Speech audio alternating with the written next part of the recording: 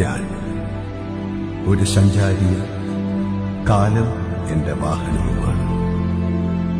നിങ്ങളുടെ കണ്ണിൽ നിന്നും അകലെയുള്ള കാഴ്ചകൾ എത്രമാത്രം അത്ഭുതം നിറഞ്ഞതും ദുരൂഹവുമാണ്.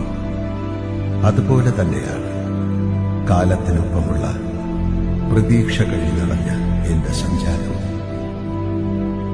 നീ തേടുന്നതെന്താണോ അത് നീ തന്നെയാണെന്ന് തിരിച്ചറിവിന്റെ ബോധം മറന്ന് വേർപെട്ടവരിലും ഞാൻ എന്നെ തന്നെയാണ് കാണുന്നത്.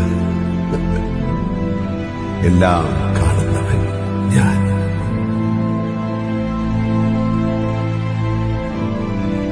ഇന്നു മുതലാണ് ഞാൻ ആ സുഗന്ധത്തിന് പിറകെ സഞ്ചരിച്ചു തുടങ്ങിയത്. എന്നാണ് ഞാൻ ആദ്യമായി ആ മഴവില്ലിനെ കണ്ട് മോഹിച്ചത്, ആ പുഴയുടെ പാട്ട് കേട്ടത്, നിലാവിന്റെ സ്പർശമറിഞ്ഞത്, മഴത്തുള്ളിയുടെ തണുപ്പറിഞ്ഞത്, മഞ്ഞുതരികൾ ശിരസിൽ ചൂടിയത് ഓർമ്മയില്ല. എന്നോ എപ്പോഴോ ഞാൻ ഓഷോ എന്ന പൂമരത്തിൽ കൂടുവച്ചു. വസന്ത ഋതു മാത്രമുള്ള വൃക്ഷത്തിന്റെ ഭാഗമായി. ഓഷോ പറഞ്ഞു, ജീവിതമെന്നാൽ സദാ ഒഴുകിക്കൊണ്ടിരിക്കൽ, നീങ്ങിക്കൊണ്ടിരിക്കൽ എന്നർത്ഥം.